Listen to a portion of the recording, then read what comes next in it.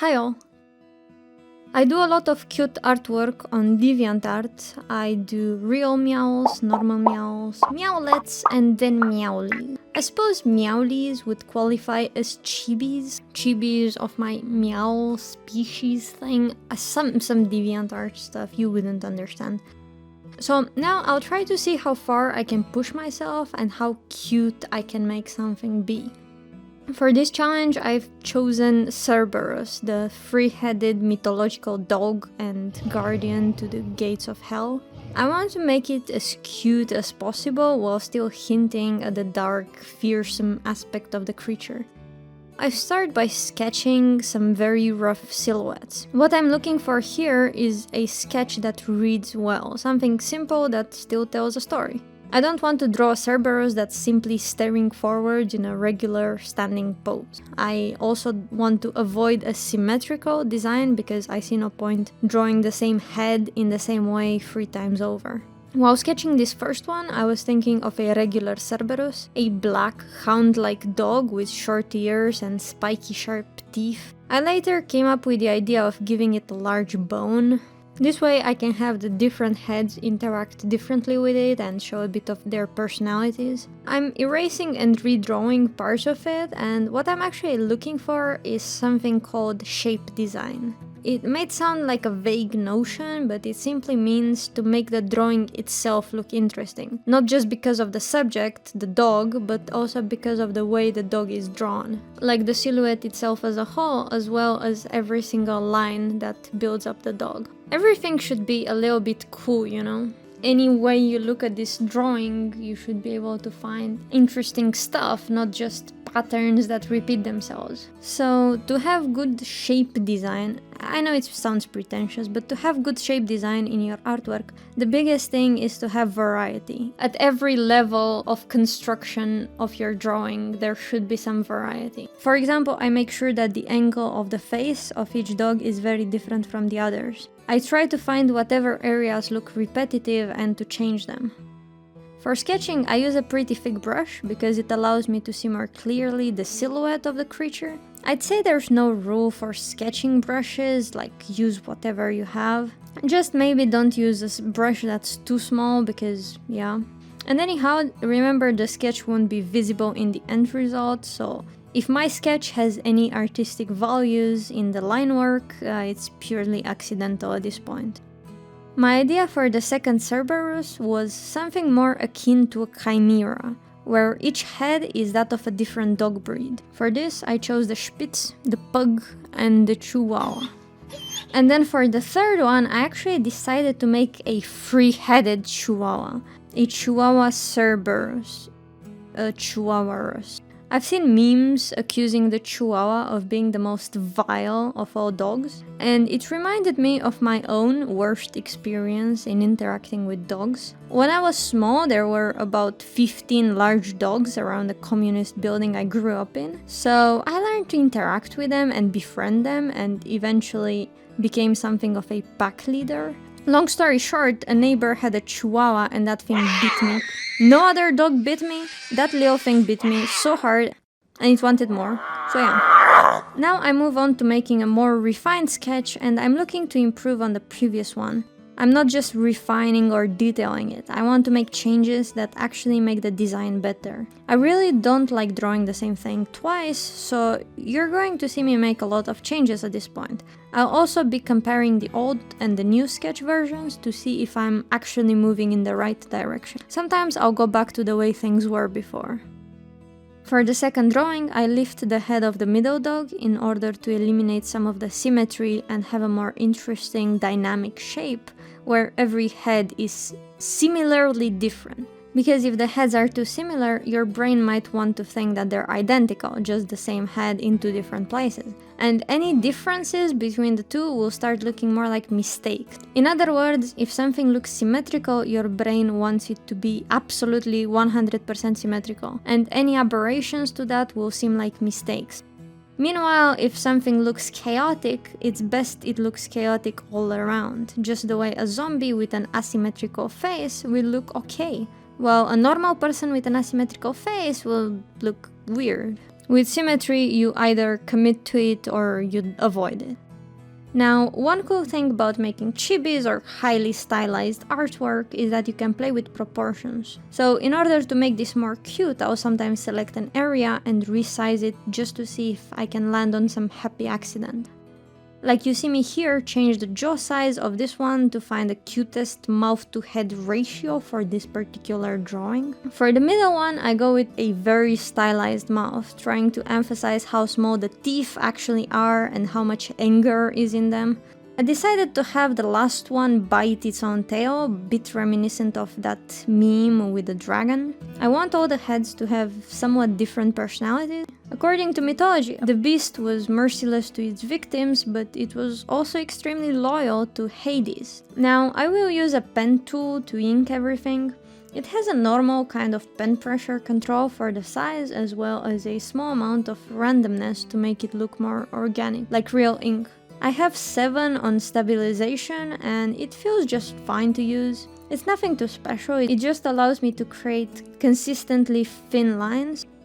You can see the minimal value here isn't 0. That helps with the realism also, because real brushes will have a limit to how small they can draw. I also make sure the brush size is more on the small side, because chibis tend to have very light brushwork. Often artists will repaint the line art a softer color to make the drawing less sharp, because sharpness is less cute than softness. Now, when I ink, pay attention to the different fur textures I create. I play around with different ways to make the lines vary in thickness, in length. I leave various gaps in the line and I make lines that aren't directly connected to the rest of the drawing.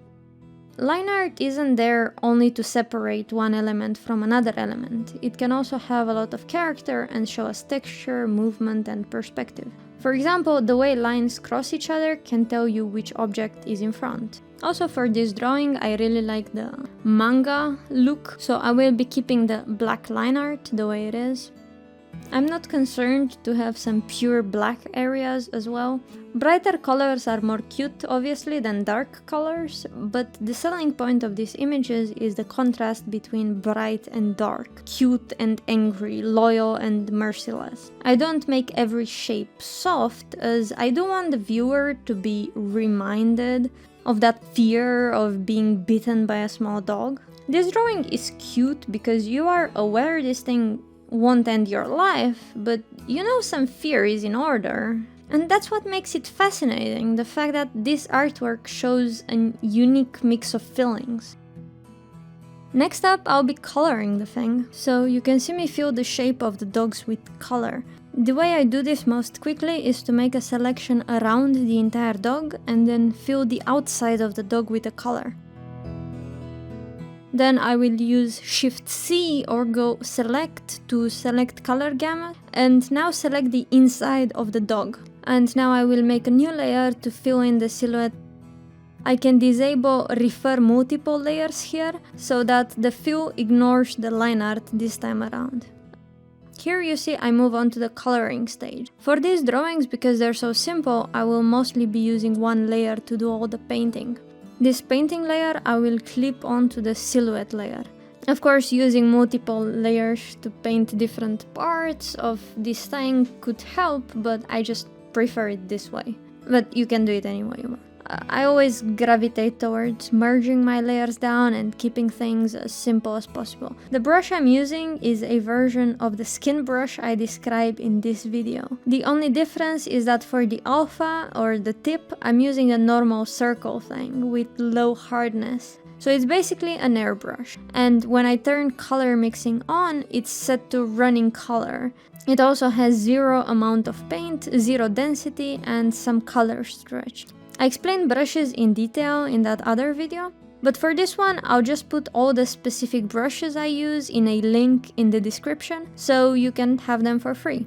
I also have a more complete brush pack for sale on DeviantArt, with brushes for Clip Studio as well as for Procreate. what you see me do is throw in some colors to cover up the main different elements. And I try to make sure that the image stays balanced, that the colors don't make it look weird, for example by dragging the viewer's attention to a weird place or by making the image harder to understand. This time I was happy with the result early on, so I didn't feel the need to reiterate. But yeah, I usually try to keep things very rough in the beginning, so if I want to make major changes, it should be okay. With this process of going sketch to line art and then to color, a common mistake that I used to be guilty of myself was that I would allow my new stage to look worse than my previous stage. Like my sketch looked nice and dynamic, and then my line art flattened it out. The line art makes everything more sharp, but if something's wrong, you will sharpen the wrongness, basically. And then the coloring, well, I didn't understand colors the first many years of my art existence. It felt like an unnecessary step, really, so I gravitated very heavily towards black and white art, manga. Now, if color is used properly, it does make your image better, in the sense that it allows you to convey more information in the same image. The obvious use of color that everyone talks about is setting the mood. Warm colors are something, while cold colors are something else. Now, there is another reason why I didn't leave this image black and white. Adding color lets me make these drawings more emotionally charged, but not because of the colors themselves, just because it makes the images more relatable. Seeing the colors of the dogs probably made some of you think of dogs you know, dogs you've seen before. Maybe in real life, maybe somewhere else. They're no longer just some dog, some pug, some chihuahua. They're each a specific, recognizable type of dog, and that makes it much more interesting to look at. As I said before, there is more information hitting you at the same time. You don't want to bore people with your art, you want to show people something where they understand at first glance why they should care. And yes, in art you should care because pug is a valid argument. So you've seen me switching between which dog I'm painting a lot, and that's because I like to let the image rest and take a fresh look. I don't let myself obsess over any area for too long. You may be wondering about the round brush. When I talked about the line art, I mentioned the importance of variety. But here I'm painting everything with one round brush that doesn't even have pressure control for its size. And the thing is, you can actually add variety, even with such brush.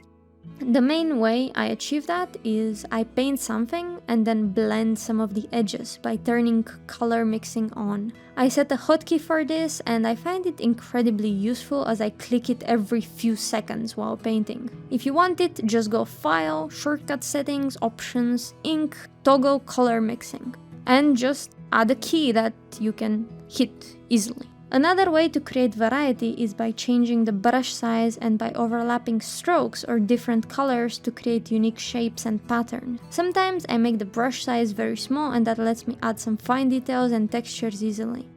I try to only use small brushes in the brighter areas of the painting where our attention should be drawn to. Now, the lighting in this scene isn't very complex. There is some soft light coming from every direction, like when you're inside a well-lit room or outside but without any direct sunlight. For the black dogs, I painted some bluish reflections on their head, a bit as if to reflect a cloudy sky above. This is just to make them more cool to look at. Obviously, I'm not pushing for photorealistic shading, I'm just adding hints of realism here and there to make the design convincing, even if it's heavily stylized. I'm testing out a cool way to add some brightness in. I made a new layer which I also clipped to my silhouette layer.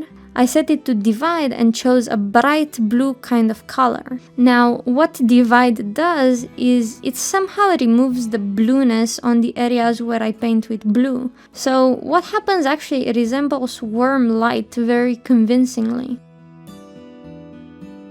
Here you see me add some shadows. These shadows are caused by that thing called ambient occlusion. So what happens is that in tight areas, the light cannot reach so easily. It can come from a few angles, but it cannot come from every angle. Ambient occlusion happens very abruptly in real life, meaning that if you close your fist right now, inside your hand there is some blackness, some very dark shadow. But if you slowly open your hand and peer inside, you kinda see that darkness, but you also see how it very quickly disappears as you let more light find its way inside. If you have a light bulb in your room, you'll see the light isn't only coming from that direction of the light. If it was, then all the shadows would be black. Instead, the light bounces around the walls and ends up coming at you from all directions. That's what I'm hinting at with these shadows. I'll make the shadows sharp and dark around the contact points with the ground, and then they will quickly soften and lose in density as they go. You can see how I very easily create an interesting presentation for this page and add a few details on top, specifically saliva. I also decided to select the eyes and blur them because that creates an interesting effect. And then I added a ton of sparkles in them. Now, to understand eye sparkles, you should know that each sparkle is its own light source. If your character is outside during daytime, the only light source making a sparkle might be the sun. In this case, basically, our dogs are inside a shopping center. That's the best place to find these sort of reflections in the eyes. Yeah, I hope you've enjoyed this video. If you want your artwork to be included in the next art challenge, try to make your own version of a three-headed beast and link it in the comments below. Last words, you can now also support me on Ko-fi. Ko-fi doesn't take any fees, so that's amazing. Even without any support, I do plan to upload every single week. However, some help would allow me to stay consistent during hard times and to make more videos in the future. As a supporter, you can contact me directly, have your name included in the next videos, and most importantly, propose topics for me to discuss in future videos, and I will take them very seriously. Yeah, goodbye, it's over. The video, I mean.